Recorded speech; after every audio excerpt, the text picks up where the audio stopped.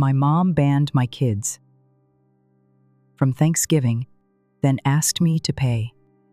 They said my kids were too much for Thanksgiving and invited my brothers instead. I was told to come without them, like I should be grateful just to have a seat. I smiled, but inside, I was burning. What they didn't know was, I held the key to ruining the entire holiday. I was wiping down the kitchen counter when the call came in. My mother's voice, as always, was sweet on the surface but carried that familiar edge. "Ally," she said, "we've been talking and, well, we really think it would be better if you left the kids with a sitter this year."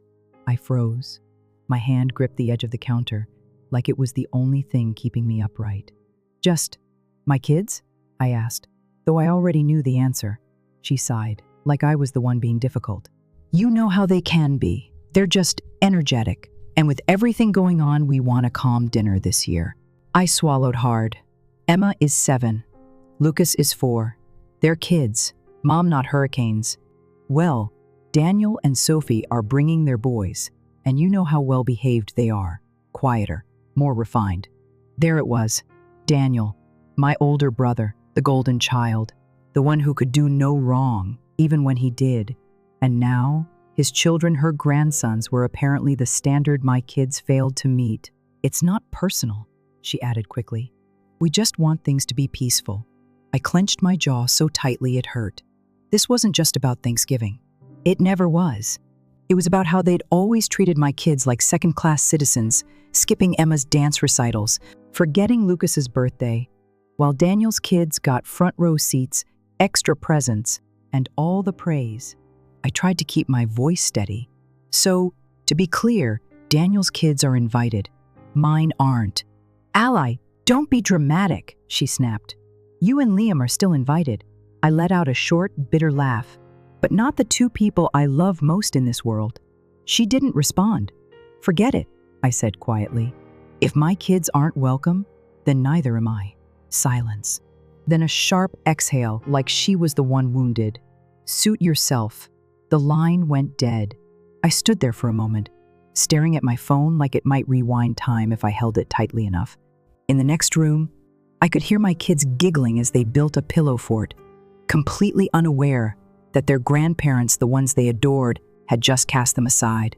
I walked into the living room, forced to smile, and sat down with them on the floor. "Who's ready for movie night?" Lucas bounced up. "Can we watch the one with the talking dog?" "Absolutely," I said, pulling him close. But even as we curled up on the couch, the hurt simmered beneath the surface. The betrayal didn't come in one big moment. It was a slow drip, year after year, always choosing Daniel, always making excuses, always asking me to be the one to adjust. And I had. I always had, until now. The next morning, I got a text from Daniel. "Daniel, Mom says you're being difficult. It's just Thanksgiving. Why do you always make things so dramatic?" I stared at the message, my chest tight. Me? Did she also mention that my kids were uninvited, but yours are still welcome? He replied after a pause, "Daniel, she just wants a quiet evening. You know how your kids can be." A lot. That did it. I didn't respond. I just blocked his number and set my phone down. If I wasn't good enough for their table, then they didn't deserve to be part of my life. And they were about to find out what it meant to lose the one person who always showed up when they needed help. Over the years, I had fixed their Wi-Fi, picked up their groceries, babysat Daniel's kids, helped Mom plan birthday parties, and ran to their side every time there was a family emergency. And now I was an afterthought again. Not this time. That weekend, Dad called asking if I could come by to help him set up the new TV. I let it go to voicemail. Mom texted me, asking if I could pick up her prescription. I left it unread. 12 calls, S6 texts, all unanswered. And on Thanksgiving morning, while the rest of the family sat down to a picture-perfect dinner without us, I was in my kitchen flipping pancakes with Liam and watching my kids giggle as they stirred batter and covered themselves in flour. No pressure, no judgment, no pretending, just love. It was the best Thanksgiving I'd had in years. And yet, I knew it wasn't over. because people like my parents, they don't like losing control. And I had just taken all of it away from them. Thanksgiving morning arrived with a strange calm I hadn't felt in years. No rushing, no pressure, no dressing the kids up in clothes they'd complain were itchy within 5 minutes. Just us, Liam, the kids, and the smell of pancakes drifting through the kitchen as sunlight poured in through the windows. Emma and Lucas were still in their pajamas, giggling as they took turns stirring the batter, while Liam pretended to mess up flipping pancakes just to make them laugh. For once, the chaos was ours, and it was beautiful. I was in the middle of pouring syrup when my phone buzzed. I glanced at it, half expecting another apology text from Mom. But this time, it was a call. I hesitated. Liam looked over from the stove. "You want me to silence it?" I shook my head. "If it's an emergency, I need to know." I stepped away from the noise and picked up. "Hello? Allie." Mom's voice came sharp and irritated, not a trace of holiday warmth. "Why did your father's card decline this morning?" I blinked, caught off guard. "What? The credit card? We couldn't get groceries. Your father was humiliated." That creeping sensation returned, like the ground shifting beneath me again. "Mom, that card isn't Dad's. It's mine." There was a pause. Then she scoffed. "Oh, don't be dramatic. You put us on that card years ago, remember? When your dad had his surgery?" "Yes, temporarily. And I forgot to remove you. You never asked or said anything. You just kept using it. We assumed you didn't mind. You make good money, Allie." I pressed my fingers to my temple, steadying my voice. "You're telling me that after uninviting my children from Thanksgiving because they're too energetic, you still think it's okay to use my money without asking?" Mom's tone turned defensive, sharp. "We raised you. We made sacrifices. The least you can do is help us now." Something inside me snapped, not loud, not angry, just final. "You're right about one thing," I said quietly. "I did cancel the card, and while we're being honest, you won't see another cent from me. Not now, not ever." There was a stunned silence, then a gasp like I had struck her. "Ally, don't be ridiculous." "No," I said, cutting her off.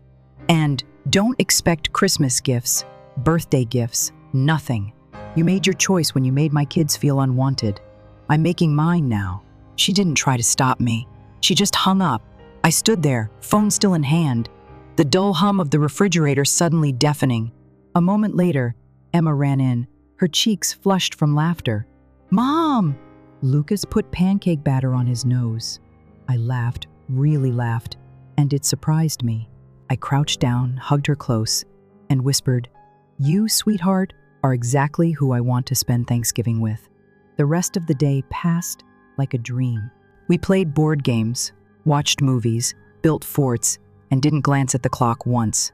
No obligations, no tension, just joy. But I knew my parents wouldn't let things lie. They never did. Sure enough, 3 days later, my phone buzzed again. This time, it was Daniel. "Why are you ignoring them?" he snapped the second I answered. Mom called me in tears. I rolled my eyes. "Did she also tell you they were using my credit card for years, without permission? She said you were helping them." "Helping?" "Daniel.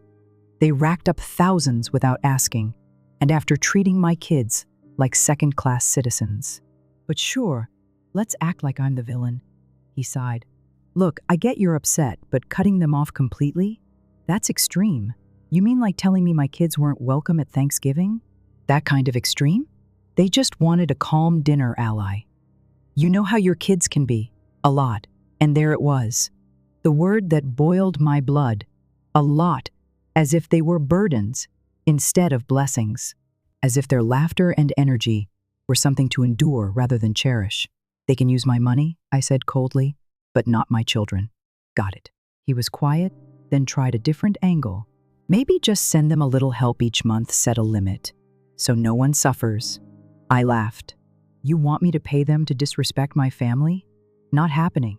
He didn't respond. "They made their bed," I said, "and I'm not making it softer." I hung up before he could say another word. The calls and texts stopped after that. Radio silence. I imagined they thought I'd fold, like I always had. that I'd show up at Christmas with gifts and a nervous smile, desperate for their approval. But not this time. This time, I had something more important, my peace. I should have known it wasn't over. The letter arrived a week before Christmas official. Thick envelope. My parents' names printed neatly in the return address. I opened it slowly. Liam stood behind me. "Legal envelope," he murmured. "Want to bet what's inside?" I pulled out the papers and scanned the first page. Then I laughed short, sharp, disbelieving. "They're suing me?" Liam took the letter and read it. "They're demanding reimbursement," he said, his jaw tightening, "for raising you.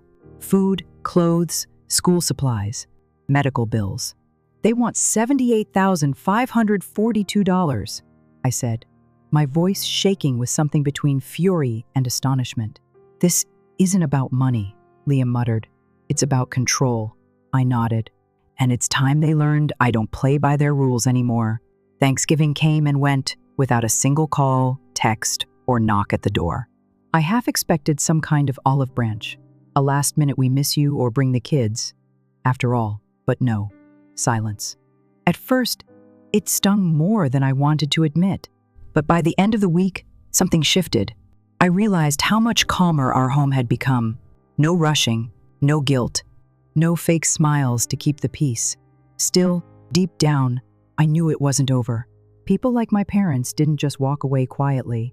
The following Monday, Liam came in from getting the mail with a stiff expression. He held a thick envelope in one hand and raised an eyebrow. "It's from your parents." My stomach twisted. Oh boy, guilt trip or manipulation? "Let's find out," he said, handing it over. The envelope was heavier than a letter should be. I opened it slowly, half expecting some dramatic handwritten note, but instead, inside was a legal document. At first, I didn't understand what I was reading. Then the words hit me like ice water, a demand for reimbursement. They were suing me for the cost of raising me. My jaw dropped as I flipped through pages of itemized expenses, school clothes, braces, dance lessons, summer camp fees, even grocery estimates from 1997. There were notes scribbled in the margins. Ally's violin rental, $45 Moen never practiced. Winter coat 2003, refused to wear it. I blinked at the final total, $78,542.19. I let out a short, disbelieving laugh. They seriously think I owe them 80 grand for existing? Liam took the letter from me and skimmed it, his brow tightening. They've lost their minds. This isn't about money, I said. It's control. One last desperate attempt to pull me back into their grasp. He nodded slowly. What do you want to do? I didn't even hesitate. We pay them a visit. The next morning, I pulled into my parents' driveway with the letter clutched tightly in my hand. I wasn't angry. I was past that. I was determined. I rang the doorbell, and when my mom opened the door and saw me standing there, her face tightened immediately. "Oh, now you show up," she said, folding her arms. I held up the envelope. "You really thought this would work?" "It's what's fair," she replied, her tone cold. "You've cut us off. We sacrificed everything for you. You owe us." I laughed. "I owe you? After you told me my kids weren't good enough for your Thanksgiving table? After you used my credit card behind my back for years? No, Mom, I don't owe you a single thing." My dad appeared in the doorway, looking smug. "We raised you, Allie. We gave you everything. And I gave back." I snapped. "I gave you time, money, emotional support. I was your tech support, your event planner, your chauffeur. But that stopped the moment you made it clear my children weren't family." Mom narrowed her eyes. "If you refuse to pay, we'll involve lawyers." "Go ahead," I said, crossing my arms. "Please, try explaining to a judge why you're suing your daughter for her childhood. Let's see how that plays in court." For a second, they both just stared. Then Dad cleared his throat. "We just thought you'd want to make things right." I didn't bother arguing. I tore the letter in half, right there on their porch. "I am making things right. I'm ending this." As I turned to leave, my mom gasped behind me. "You ungrateful little Merry Christmas," I called over my shoulder. And with that, I walked to the car and drove away. For the first time in my life, I felt free, lighter. It wasn't about the money. It never was. They were furious, not because they had lost a paycheck, but because they had lost control. I thought, naively, that they might finally back off after that. But people like them, they don't retreat. They regroup. 2 days before Christmas, my phone buzzed with a new message from my mom. "Mom, ally, this is ridiculous. We're family. You don't turn your back on family over a silly argument." I didn't reply. The next day, another message. "Mom, we forgive you. Come to Christmas dinner, and we'll forget this ever happened." I actually laughed out loud. They forgave me? That afternoon, Daniel texted, "Daniel, they're really hurting, Allie. Just apologize so we can move on." I stared at the screen in disbelief. In his world, I was always the one causing the problem. Me, funny. They weren't hurting when they were stealing from me or when they told me my kids weren't welcome. I think they'll survive. I hit send and blocked his number. On Christmas Eve, our home was peaceful. Emma and Lucas were in their pajamas, dancing around the living room. Liam had just finished placing the star on top of the tree, and the smell of cookies filled the air. Then the doorbell rang. Liam and I looked at each other. "No way," he muttered. I walked to the door and peeked through the window. There they were, Mom and Dad holding a giant, ribbon-wrapped box. I opened the door just enough to speak. "What do you want?" Mom's voice was syrupy. "We brought presents for the kids." I crossed my arms. "Take them back. Allie, don't be stubborn. Let's not ruin Christmas over this. You already ruined it," I said quietly. "When you made it clear, my children weren't good enough to sit at your table," Dad sighed. "Let's just be a family again." I shook my head. "You don't want to be a family. You want me to go back to being useful." They didn't deny it. Mom's face twisted. "Think about the children." "I am," I said. "That's why you're not in their lives anymore." Dad's jaw tightened. "You really want to do this?" "I already did." And I shut the door. That night, we had the best Christmas of our lives. No guilt, no tension. Just laughter, hot cocoa, board games, and the quiet comfort of being enough for each other. I thought that was the end of it. But they weren't finished yet. New Year's Eve had always been a time of quiet hope in our home, a night where we left the mess of the past year behind and made room for something better. That's exactly what I told myself as I stood in the kitchen with a glass of sparkling cider, arranging cheese and crackers while Emma and Lucas chased each other in party hats across the living room. Liam was by the fireplace, setting up the Bluetooth speaker to play old songs we both loved. It felt like peace. Not the kind you pretend to have, but the kind you earn. Just as Liam popped the cork on a bottle of champagne, the doorbell rang. We looked at each other. I didn't need to ask, my gut told me exactly who it was. I walked slowly to the door, my breath caught somewhere between calm and dread. Peeking through the peephole, I felt my heart sink. There they were, my parents, Daniel, Sophie, all standing on the front porch like they were carolers. And this was just another stop on their goodwill tour. But I knew better. This wasn't a peace offering, it was a final play for control. I opened the door only halfway. My mother smiled first, tight-lipped and far too sweet. "Happy New Year, sweetheart." I didn't respond. Dad stepped forward. "We just want to talk, Allie. We need to fix this."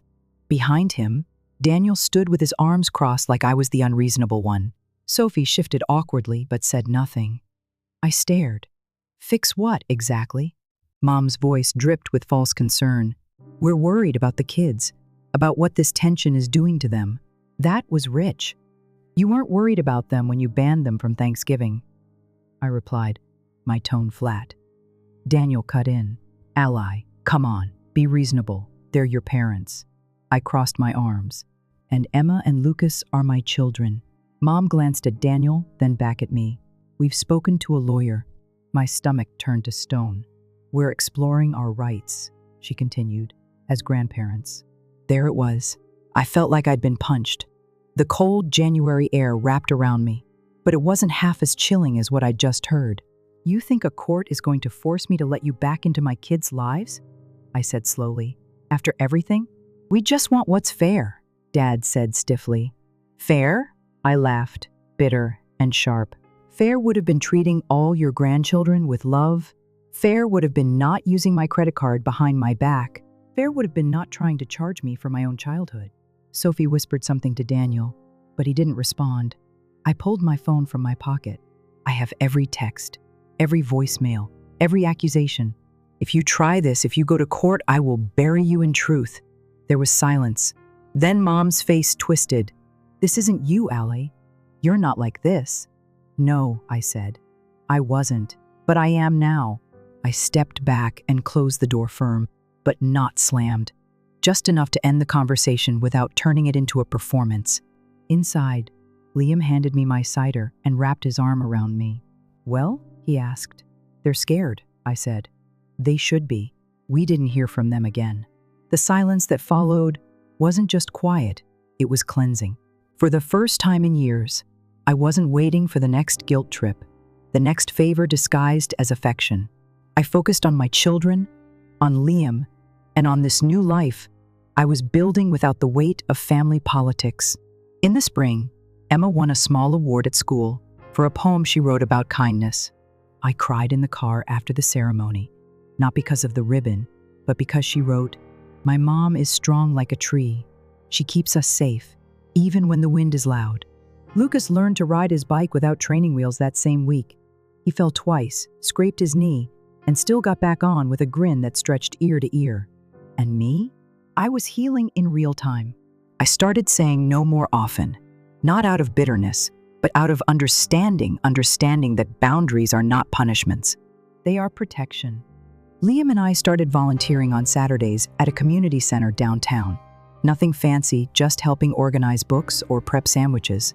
But it felt good, grounding, like I was reclaiming my time.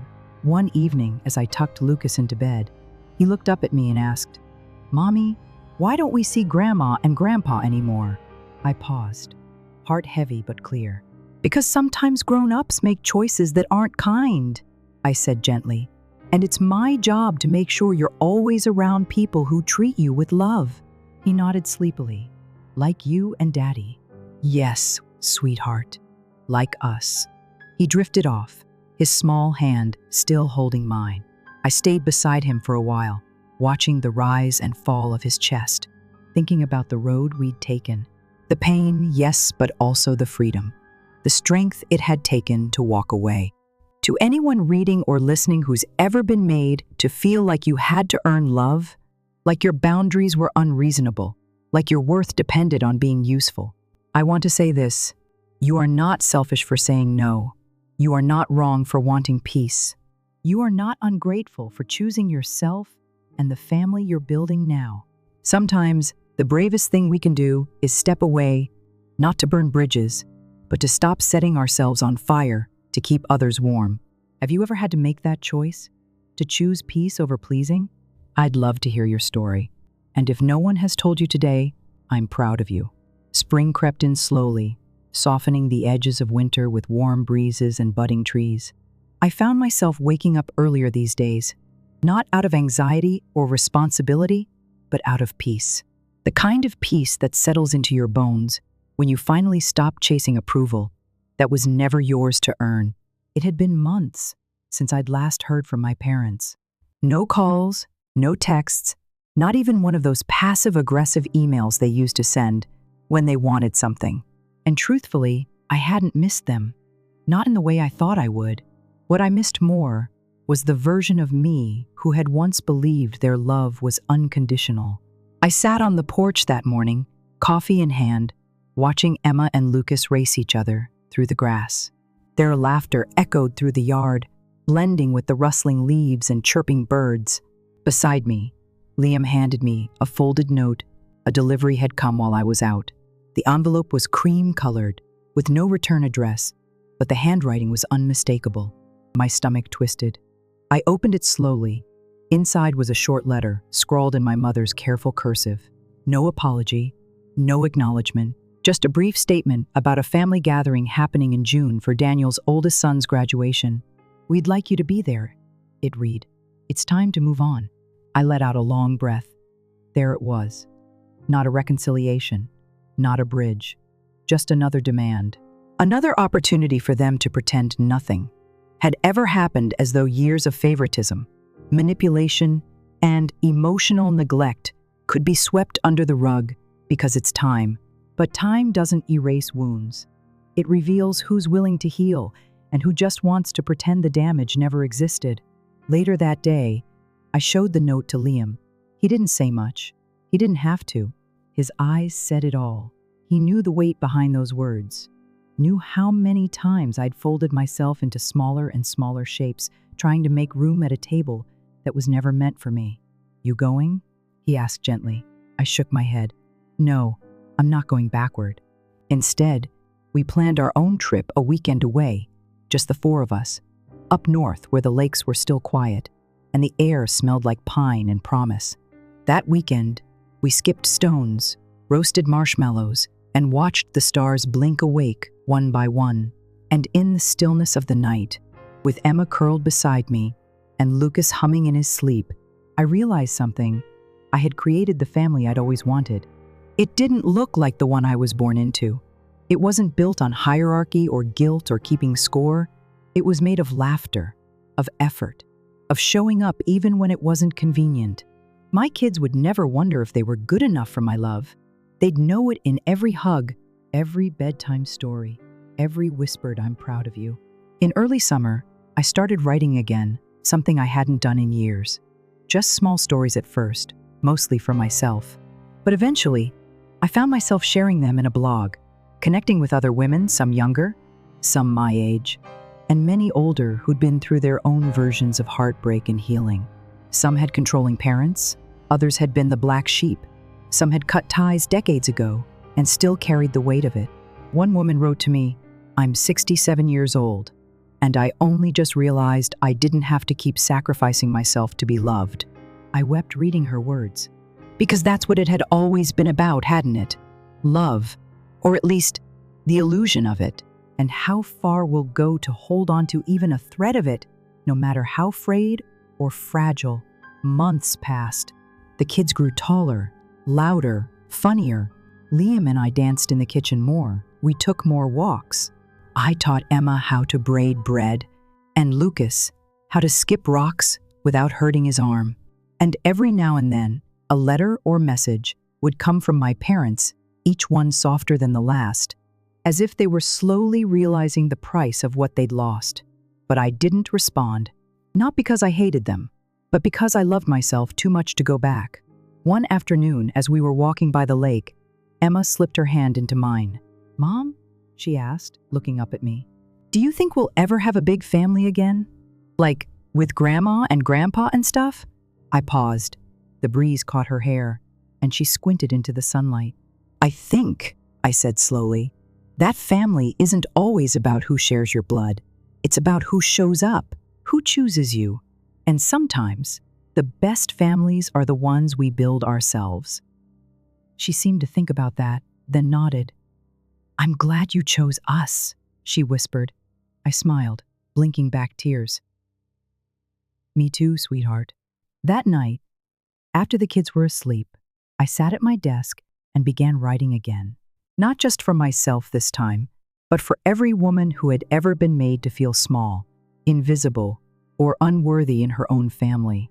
Because our stories matter, our strength matters. And maybe, just maybe, our voices are the keys that help someone else find their way out of the darkness too. To anyone watching who has ever been dismissed, overlooked, or made to feel like your love wasn't enough, know this: you are enough. You always were. And if you've ever had to walk away to find peace, you're not alone. Have you ever stood your ground even when it hurt? How did it change your life? Let's talk in the comments below. You like me to format the full 5 parts together for narration or post-production use?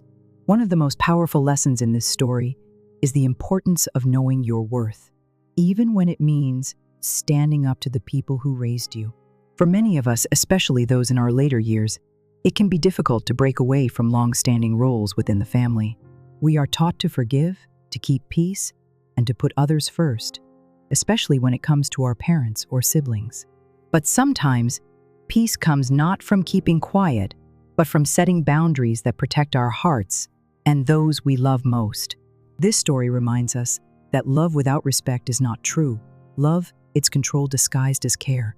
As we grow older, we realize that our time, energy, and emotional well-being are precious.